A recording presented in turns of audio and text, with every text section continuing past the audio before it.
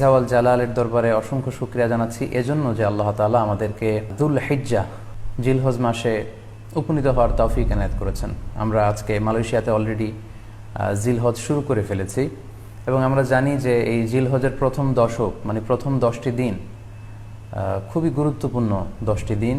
আল্লাহ তাআলার কাছে খুবই পছন্দনীয় এই 10 দিনের আমলগুলো, এমনকি জেহাদের চাইতেও বেশি হাদিসে এসেছে। এবং কালামুল্লাহ মাজিদে আল কোরআন আল কারিমে আল্লাহ তাআলা এই জিলহজের প্রথম 10 দিনের শপথ করেছেন। এই 10 দিনের এবাদত আল্লাহ তাআলার কাছে এত বেশি পছন্দনীয় হওয়ার কারণ হচ্ছে এই 10 দিনে আল্লাহ তাআলা উম্মাহাতুল ইবাদাত অর্থাৎ যত মৌলিক এবাদত আছে সবগুলো মৌলিক এবাদতের একটা সমন্বয় করেছেন জিলহজ মাসের এই প্রথম 10 দিনে, যেটা বছরের অন্য কোনো সময় কিন্তু পাওয়া যায় না।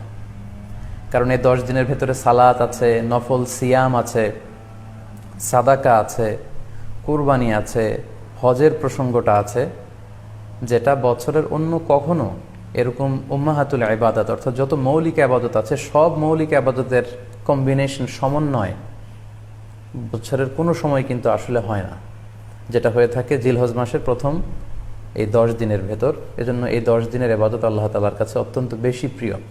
এজন্য আল্লাহ রাসূল সাল্লাল্লাহু আলাইহি ওয়াসাল্লাম এই 10 দিনে যাতে আমরা বেশি বেশি নফল ইবাদত করি আমাদেরকে উৎসাহিত করেছেন। পাশাপাশি আমরা যেন বেশি বেশি তাহমিদ, তাহলিল, তাকবীর দিয়ে এই 10টি দিনকে মুখরিত করে রাখি, এজন্য তিনি আমাদেরকে আদেশ করেছেন। এজন্য এই 10টি দিনে আমরা যেন বেশি বেশি সুবহানাল্লাহ ওয়ালহামদুলিল্লাহ লা ইলাহা ইল্লাল্লাহু আল্লাহু আকবার এই আজকারগুলো যেন আমরা বেশি বেশি পড়ি।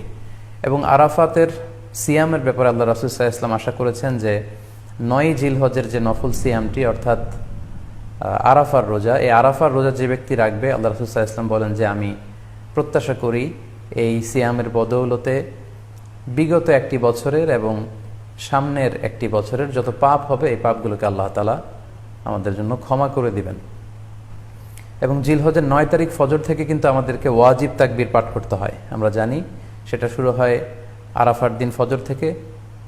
9 তারিখ ফজর থেকে শুরু করে 13 তারিখ আসর পর্যন্ত এই তাকবীরগুলো প্রত্যেক সালাতের পরে পড়া আমাদের জন্য আবশ্যক। আমরা যেন এই নফল আজকারগুলো, এই নফল তাকবীরগুলো যাতে আমরা বেশি বেশি করে দেই। এবং যারা কুরবানি করার জন্য ইচ্ছা পোষণ করেছেন তারা যেন এই 10 দিনের আগেই তাদের মাথার চুল এবং নখ কেটে পরিচ্ছন্ন হয়ে যান এবং জিলহজের এই 10 দিনে তারা যাতে মাথার চুল না কাটে এবং হাতের নখ না কাটে, এই মর্মে আল্লাহ রাসূল সাল্লাল্লাহু আলাইহি ওয়াসাল্লাম আমাদেরকে গাইডলাইন দিয়েছেন।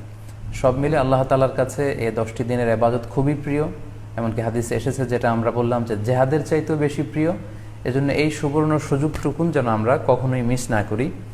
তাই আমাদের সাধ্যমতো আমরা যেন বেশি বেশি নফল ইবাদত করি। আমরা যেন সুযোগ হলে পুরো 10 দিন ব্যাপী আমরা চাইলে নফল সিয়াম রাখতে পারি, আমরা বেশি বেশি কোরআন তেলাওয়াত করতে পারি। বিশেষ করে তাহমিদ, তাহলিল এবং তাকবীর, আলহামদুলিল্লাহ লা ইলাহা ইল্লাল্লাহ আল্লাহু আকবার, এই জিকিরগুলো, এই আজকারগুলো পড়ে পড়ে যেন আমরা এই 10টি দিনকে মুখরিত রাখি। আল্লাহ তাআলা জিলহজ মাসের যে মাহাত্ম্য এবং বারাকা তিনি আমাদের জন্য দিয়েছেন, এগুলো যেন আমরা বেশি বেশি হাসিল করতে পারি। আমিন ইয়া রাব্বাল আলামিন।